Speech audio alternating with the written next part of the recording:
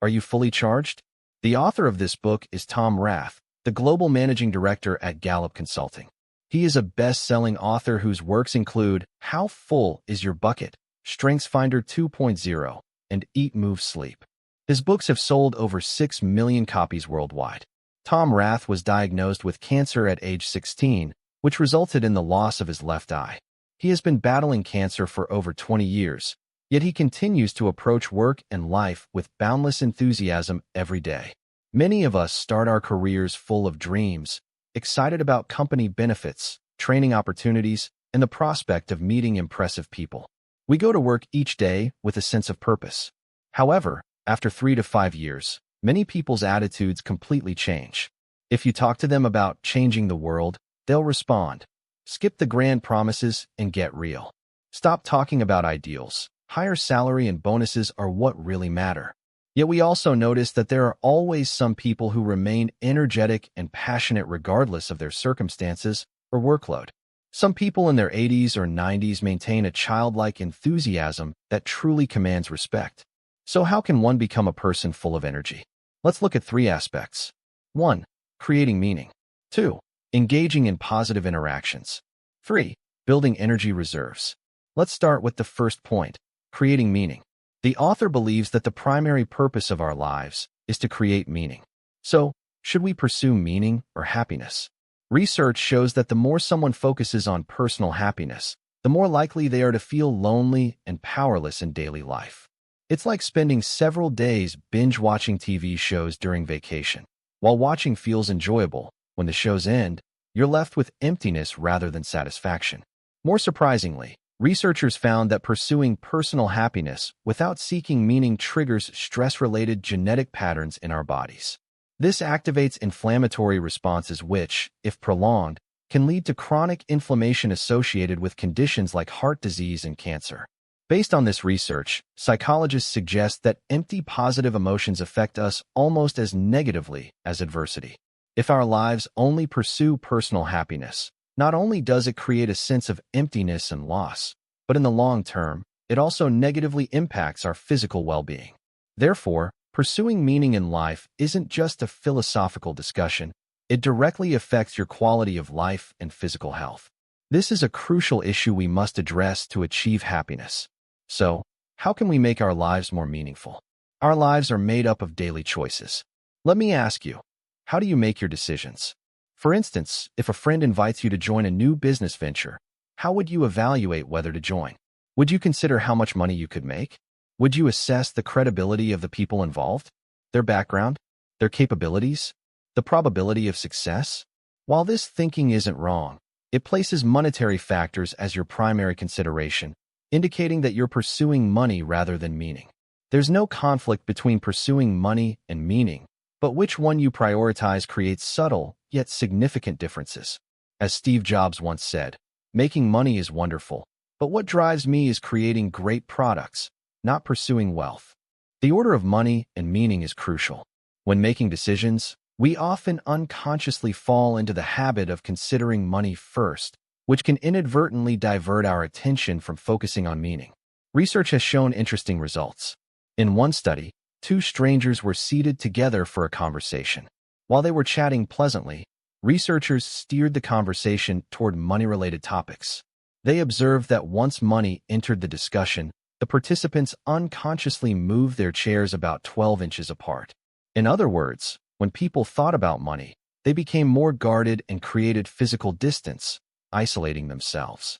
Nobel Prize winner Daniel Kahneman and his colleagues found that wealth often leads people to spend less time on activities they enjoy and more time on stress-inducing activities. So, prioritizing money and wealth might prevent us from doing what we truly love. When making life choices, don't first ask yourself about making more money. Even if you do make more money, does that necessarily mean more happiness or meaning? There will always be someone with a bigger house, better car, or more money. It's endless. You might feel happy earning $100,000 a year, but when your friend earns $200,000, you may still feel unsatisfied. To live each day with energy and purpose, don't consider money first. Instead, ask yourself, how will this benefit others? Do I genuinely love and want to engage in this activity? Will it create value for others? Would I still do this if there were no financial reward? If you do it even without payment, that's meaningful work, something that will fill your life with passion and drive. Why does this approach create meaning? Scientists have identified two types of motivation: extrinsic and intrinsic. Extrinsic motivation means doing something for direct rewards. Working solely for money reflects a life attitude that can be summed up as, money buys freedom, without it we're powerless. When money runs short, life seems meaningless. Inner motivation, however, means we genuinely want to excel at something, regardless of financial reward. In other words, we want to pursue our passions even without money. True passion stems from this inner drive. When this motivation extends beyond personal gain to serving others, we often find ourselves more energized. You might say, my life isn't that exciting. I'm not being invited to start businesses or new ventures. I just deal with mundane tasks daily that I don't truly care about. How can I be passionate? Regarding the disconnect between what you do and what you love, the most common, albeit radical, advice is, the world is vast, go explore it. People will tell you to follow your heart, quit your job, and find your true self. However, the author cautions that when someone advises you to follow your heart, be wary of potential misconceptions. Taking this advice assumes you're the center of the universe, pursuing only personal happiness. As mentioned earlier, pursuing solely individual happiness often leads to disappointment. To find true happiness, we should instead ask, what value can I bring to others? Once we shift our perspective this way, we can find passion in our daily work without quitting. It's like the saying, if you have a beach in your heart, everywhere becomes the Maldives. The author believes that life's meaning often lies in daily routines and mundane tasks. However, we must actively create meaning in these activities. It won't come automatically. This reminds me of Mary Poppins, who turned the ordinary task of cleaning into something extraordinary. Like the real-life example she represents, it's about finding meaning in seemingly mundane work. She didn't just clean impeccably. She considered the well-being of those around her, making a modest-paying job incredibly meaningful.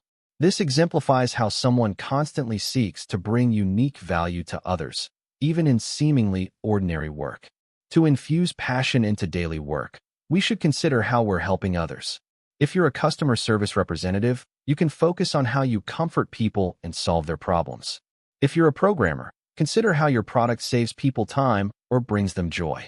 Take time to reflect on the value you can bring to others, and combine your interests and passions with this value to make your life increasingly meaningful. A friend of the author who works in publishing says his daily motivation comes from seeing more readers enjoying the books he curates. Another friend who works at a London train station finds fulfillment in making even the most difficult passengers smile. You too can find meaningful satisfaction in your work by identifying aspects that give you a sense of achievement. The second method for maintaining high energy is through positive interactions. We engage in countless interactions daily, which can bring either positive or negative energy. Research shows that the frequency of positive interactions matters more than their intensity.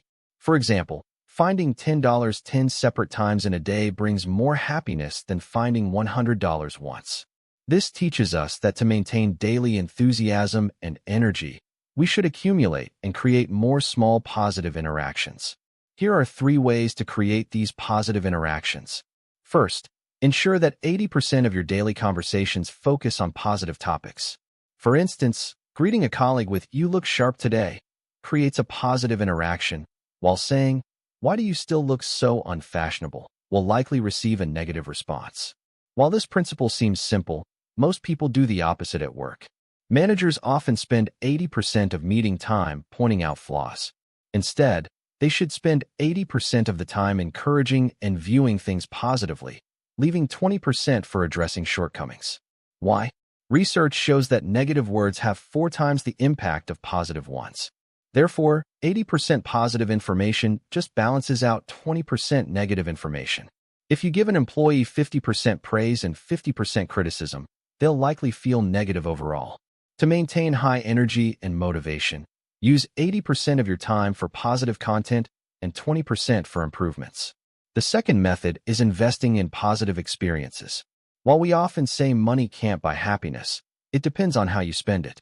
We tend to think buying material items like refrigerators or washing machines brings happiness, while experiences seem less valuable because they're intangible and temporary.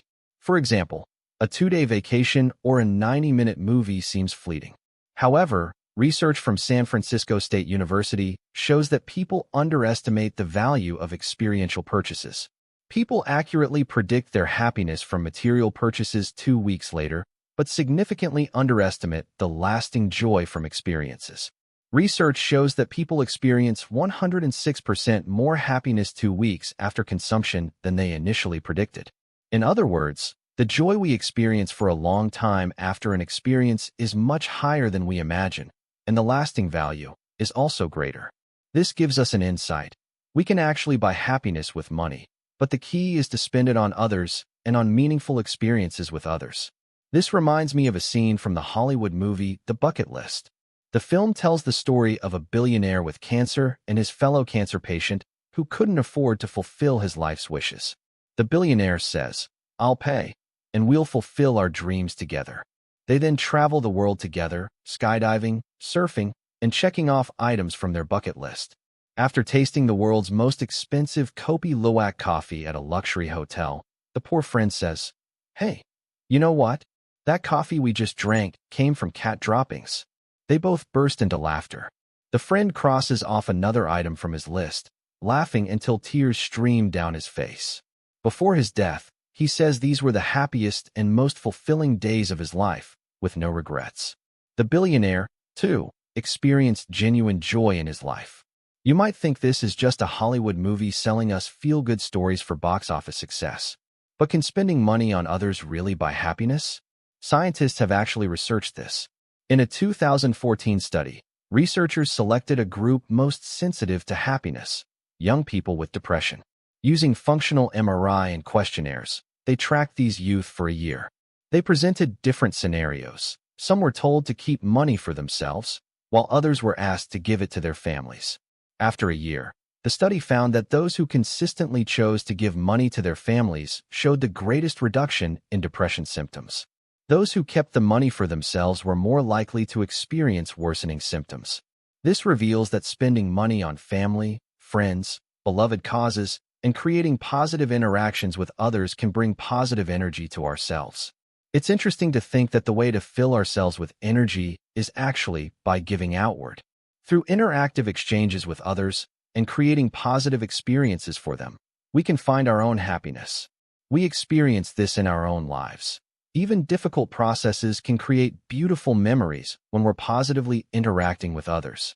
Like when you're on honeymoon with your loved one.